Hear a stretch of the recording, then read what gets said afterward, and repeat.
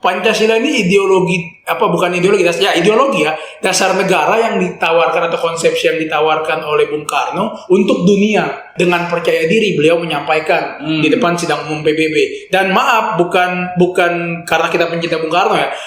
Sampai hari ini yang menjadi fakta sejarah sampai hari ini yang menjadi pidato Bung Karno itu teruji. Ya salah satunya lah kita lihat ya bahwa kenapa masih ada perang karena dunia masih dikuasai oleh kelompok kolonialisme imperialisme dan lain sebagainya. Kalau saya baca bukunya Pak Hasto tentang geopolitiknya Bung Karno itu bahwasanya bagaimana PBB itu tuan rumahnya ditempatkan di negara netral. Nah, netral dalam artian kayak yang diusulkan itu Senayan. Ya, itu gedung kura-kura harusnya kantor PBB. Ya, itu yang diusulkan, yang diusulkan oleh Bung Karno.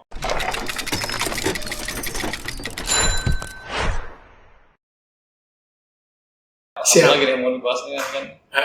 Lanjut internasionalisme tadi kan masih kepotong gitu. Tapi ini juga seru. Ya, internasionalisme itu sangat luas bahasanya. Islam juga ajaran internasionalisme. Iya. Tapi yang menarik kalau ngomong Islam tadi kan, Gang Peteleh. Soekarno itu juga besar di tumbuh lingkungannya Host Cokro.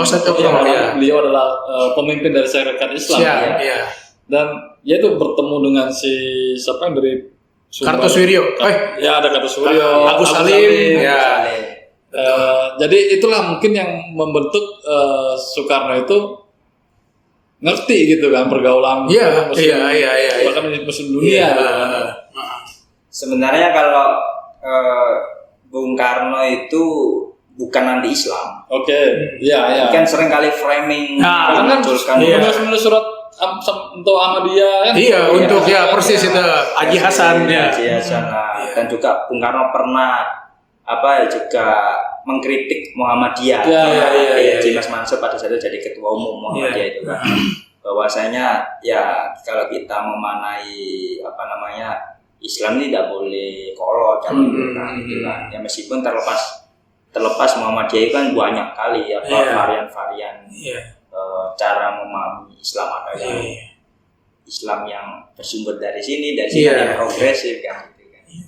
Tapi balik lagi tadi perbedaan itu membuat kita semakin kaya karena itu anugerah bukannya. Tapi tadi kalau ngomong internasionalisme berarti kan kalau aku lihat memang Pancasila itu mau nggak mau pertengah titik temu antara Declaration of Independence dan Manifesto kan gitu.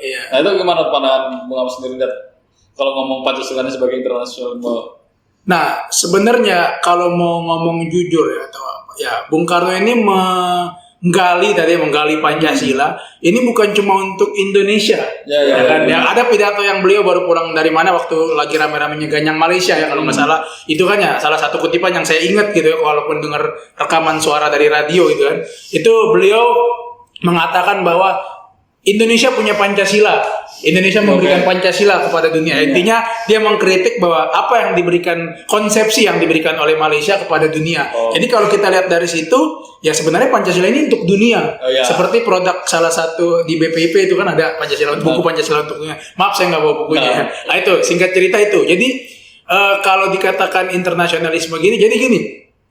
Bung Karno ini ya tadi kita bicara soal sosionasionalisme. Nasional kebangsaan yang tidak sempit, dalam artian kebangsaan yang tidak ego, ego ya benar ego atau dalam artian cuma mikirin diri sendiri atau dalam istilah ekstrimnya chauvinis ya kita udah merdeka ya cukup sampai kita merdeka. Nah bahkan kalau tidak salah ya Bung Karno tuh ada satu pernah ngutip gitu kalau di pidato satu ini kan my nationalism is humanity itu kan kutip Gandhi dari Mahatma Gandhi. Jadi kemerdekaan Indonesia atau kebangsaan Indonesia yang mendorong untuk melawan perlawanan terhadap kolonialisme, imperialisme dan mencapai pintu gerbang kemerdekaan Indonesia itu nggak akan sempurna kalau kemanusiaan tidak ditegakkan. Ya kan? Nah kemanusiaan ini kan bicara nilai universal tadi kan. Jadi gini, ketika kita merdeka, kemerdekaan nanti kita masuk ke kenapa sampai hari ini kan Palestina masih istilahnya kita masih mendukung Palestina merdeka. Jadi begini, ketika Indonesia merdeka itu nggak ada artinya kalau bangsa-bangsa lain yang dulunya masih di bawah cengkraman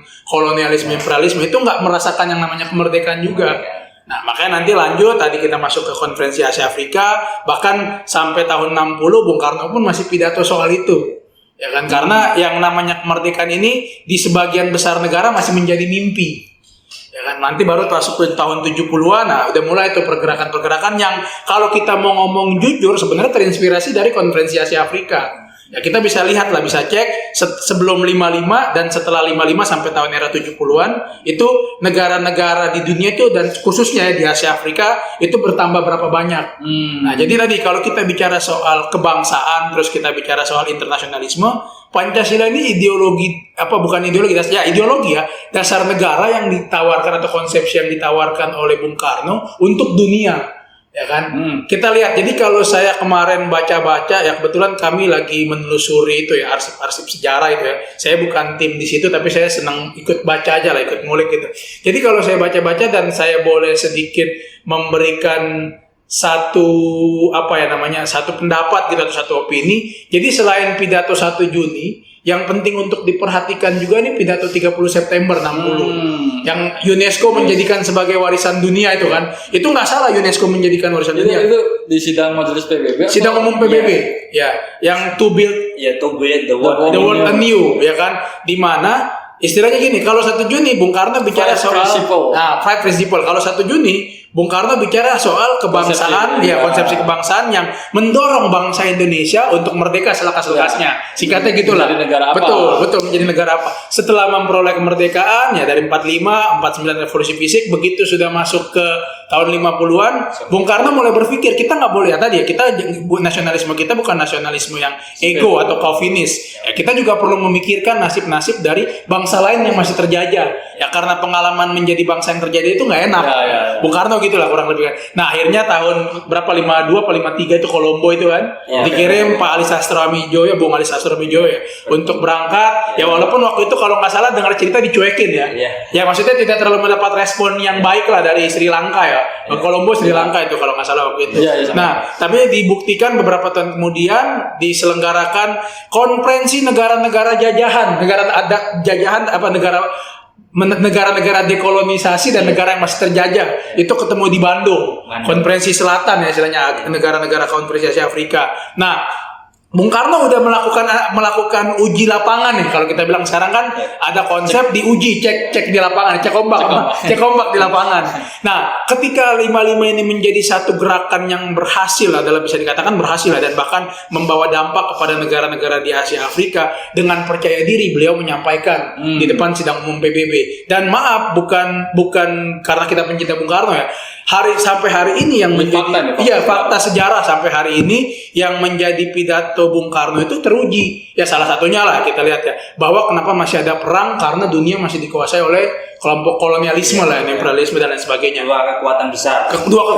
Oh iya, satu lagi dua kekuatan besar. Nah, jadi kalau tadi kita ngomong soal Soviet dan Amerika, sebenarnya dua kekuatan ini juga dapat kritik dari Bung Karno ya kalau kita bicara non-blok. Nah, negara-negara Barat dikritik karena tidak mau melepas cengkramannya dari negara-negara bekas koloninya atau negara-negara yang masih jadi koloni. Sementara negara Soviet yang menganggap dirinya besar selalu menganggap negara-negara yang baru merdeka ini hanya sebagai satelit. Lo kecil ada kemarin sore. Nah ini kan dua-dua dikritik nih. Nah dan kalau tidak salah nanti dibaca detailnya di dalam pidato 30 September itu dikritik sama Bung Karno tentang kolonialisme yang masih merajalela dan lain sebagainya. Dan Bung Karno kalau nggak salah ada satu pendapat yang mengatakan bahwa selama kolonialisme itu masih mencengkram dunia, selama itu juga perdamaian di dunia tidak akan tercipta. Dan hari ini ya terakhir ya, saya tadi juga diskusi ya, terakhir tahun lalu yang namanya kolonialisasi atau neokolim gitu ya, neokolim dalam bentuk yang baru di dalam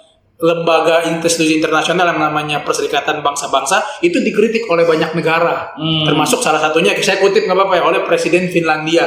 Nah kalau anak HI mungkin dari perspektif HI mungkin tahu lah, sampai hari ini reformasi Dewan Keamanan PBB itu masih jadi agenda di sebagian besar negara-negara yang ada di dunia. Nah Presiden Finlandia itu ya, saya waktu nonton, saya kebetulan senang ya setiap September ikutin sidang umum PBB ya, SU atau Grand Assembly-nya UN itu kan. Saya senang, saya lihat dan saya tangkap gitu kan pidatonya beliau tuh Presiden Finlandia. Poin yang ketiga itu dia mengatakan bahwa yaitu PBB ini harus ada reformasi. Reformasi yang ditawarkan itu atau strukturisasi yang ditawarkan adalah tiap wilayah itu harus punya perwakilan. Gak bisa lagi Asia cuma diwakili China. Ya kan, nggak bisa lagi Amerika menjadi dominasi satu-satunya di benua Amerika. Ya, terkait anggota Dewan Tetap yang memiliki hak veto tadi itu kan.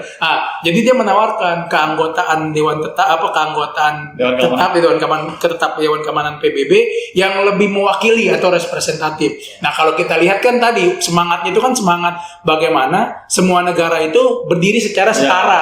Tidak ada dominasi antara satu negara dengan negara lain atau nation parlom. Eksploitasi parlom gitu kan, tidak ada lagi eksploitasi dari bangsa yang besar ke bangsa atau negara yang lebih kecil. Nah, jadi internasionalisme yang disampaikan atau digagas Bung Karno dan kemudian diujikan 55, dipidatokan tahun 60, ini sampai hari ini masih relevan dan masih jadi perjuangan. Nah, kalau kita geser dikit tadi Pakistan dan negara-negara yang konflik, ya bisa jadi di balik itu semua ada ya kan kapitalisme yang kolonialisme yang masih belum mau dibunuh gitu atau diakhiri. Nah, itu sih kalau ngomong internasionalisme. Izin Mas menambah ya, bahwasanya pasca kemerdekaan kan Bung Karno itu kan sempat mau memindahkan ibu kota dari Jakarta ke Yogyakarta. Nah, sebelum diadakannya konferensi yang ada di Kolombo, di Bogor atau di Bandung yang kita kenal konferensi Asia Afrika kan. Itu kan sebelumnya kan juga Bung Karno mendelegasikan salah satu perwakilnya, mendelegasikan perwakilannya yakni Sultan Syarif sama Agus Salim itu ke New Delhi. Nah, aku ada kemarin pas riset ke Andre itu bahwasanya PM India Pandit Jawaharlal Nehru itu mengundang Bung Karno untuk hadir dalam Asian Relation Conference tahun 47 itu kan. Nah, tapi yang disampaikan pada saat itu di Indonesia adalah masih menggalang dukungan secara de facto. Jadi pengakuan. Ya. Pada saat itu kan masih, kalau nggak salah masih belum diakui secara masih de facto. Nah, dan masih perundingan. Masih dalam proses perundingan. Nah, perundingannya juga masih dilakukan oleh Bung Hatta terhadap Belanda kan itu kan. Nah, dia melakukan kunjungan ke New Delhi, setelah ke New Delhi terus ke Mesir. Ke Mesir itu ketemu Raja Farouk.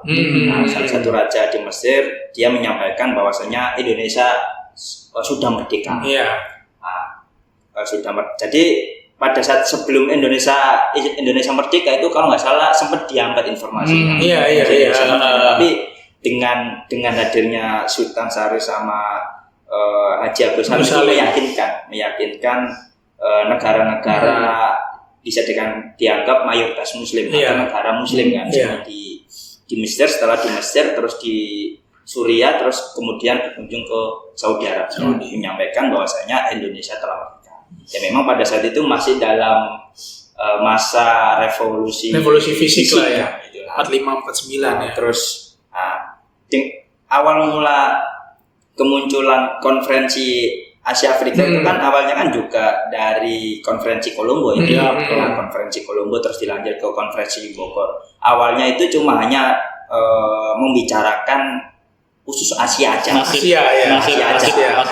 Bangsa-bangsa Asia, Afrika juga dilibatkan dalam proses konferensi Asia Afrika. Yang muncul konsep konferensi Asia Afrika karena dari Indonesia sendiri merasa kita itu sebagai bangsa yang sama gitu, sama nasib kan, sama-sama terjajah kan, Indonesia terus Asia, Timur Asia dan juga Afrika pada saat itu kan memang masih dalam cengkeraman kolonialisme. Kalau bahasanya saya mengutip pendapatnya Pak Ruslan Abdul Ghani, itu praktik dalam kolonialisme dan imperialisme itu political domination and economic exploitation. Jadi politik mendominasi, ekonominya dieksploitasi. Ekopol. Ekonomi yang mengeksploitasi dan juga dalam Pancasila sendiri mengkritik yang namanya politik kemegahan.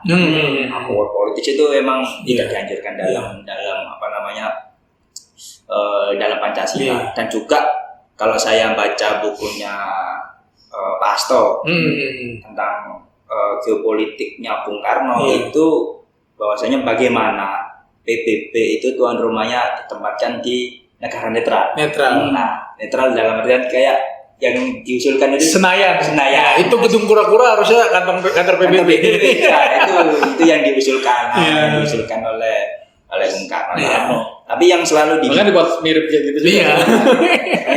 Makanya yang selalu di dalam beberapa konferensi, baik itu konferensi yang ASEAN Relation Conference atau yang konferensi Kolombo, konferensi Bogor, konferensi Asia Afrika itu atau yang KTT GNB juga di Yugoslavia itu menawarkan bagaimana sistem politik dan ekonomi yang berkarakter kolonialisme dan imperialisme itu dirubah menjadi politik ekonomi yang nasional. Nah, makanya kan ada bahasanya itu kan nasionalisasi aset dari warisan peninggalan dari kolonial itu bagaimana dinasionalisasi, baik itu di Indonesia ataupun bahkan di Mesir. Yang salah satu santer itu kan ketika Jamal Abdel Nasir itu pada tahun 56 itu dia menasionalisasi ini terusan Suez, ngambil alih terusan Suez. Nah, itu sempat menjadi maksudnya kayak wacana yang memang sempat menggentarkan dari negara-negara yang punya kepentingan di kawasan Suez itu. Nah, terutama Inggris, terus Prancis, Amerika Serikat dan juga punya kepentingan. Nah, sehingga jadi bukan Inggris tapi maksudnya bukan Inggris, maksudnya Israel. Israel kan juga andil dalam proses penyerangan wilayah Mesir. Jadi sehingga pada saat itu Indonesia sempat diundang dalam konferensi London untuk membicarakan persoalan terusan Suez itu. Nah, itu Indonesia mendukung nasionalisasi perusahaan yang maksudnya di terusan Suez. Itu kan memang menjadi salah satu jalan strategis titik strategis di Timur Tengah di sana perdagangan kan. Misalnya kalau lewat situ kan bisa motong perjalanan daripada putar ke Afrika Selatan kan lewat situ dari Mediterania kan. Dan Indonesia salah satu pengguna jalan terusan Suez itu, makanya kan diundang. Oke, nanti kita sambung lagi di diskusi berikutnya. Siap. Pasti tetap semangat di bulan Bung Karno. Bulan Bung Karno harus semangat.